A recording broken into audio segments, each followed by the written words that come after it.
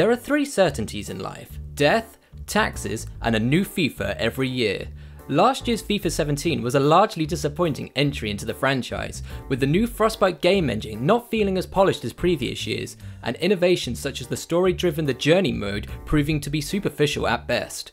Despite this, as a fan of the series, it's hard not to get wrangled into the hype for FIFA 18, and now that it's out, it's time to discover if this entry cuts the mustard.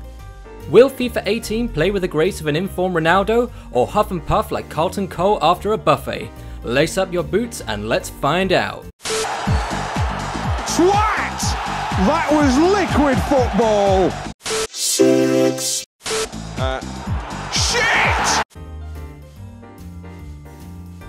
After playing a handful of games with some of the most popular teams, I'm happy to report that players feel more unique and realistic than ever before.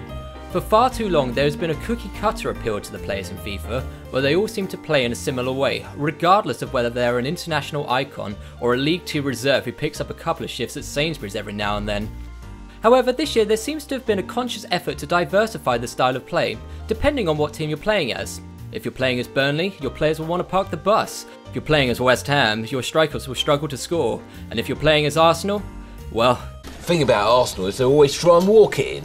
What's more, the journey mode that felt so shallow last year is fleshed out on this occasion, taking me roughly 15 hours to complete. Although some of the decisions you make playing as the fictional Alex Hunter felt a little inconsequential in the narrative of the game, the experience is still enjoyable and you do become emotionally invested. It's telling that many high-profile games today have a shorter playtime than the journey mode. Indeed, for a minigame, it certainly gives you plenty of bang for your buck. A special mention must also be made for the Switch edition of FIFA 18, which, if not as polished and visually impressive as its home console counterparts, offers a mobile football experience like we've never seen before. As a lazy teenager, I longed for the days where I'd never have to stop playing FIFA, and that day is now. If only pesky nuisances like work didn't keep getting in the way. While the gameplay in FIFA 18 is much more balanced than in last year's entry, there is still a noticeable overemphasis on attack at the detriment of defensive play. This often leads to spectacularly high scorelines, which is a real shame if you're after a realistic tactical sports simulation. Finally, although PES has been the whipping boy of football games for what feels like forever, it's hard to argue that this year's iteration doesn't offer a more fluid, enjoyable playing experience than EA's footballing juggernaut. Yet, technical prowess aside, without licensed teams, East London, Hampshire Red, come on!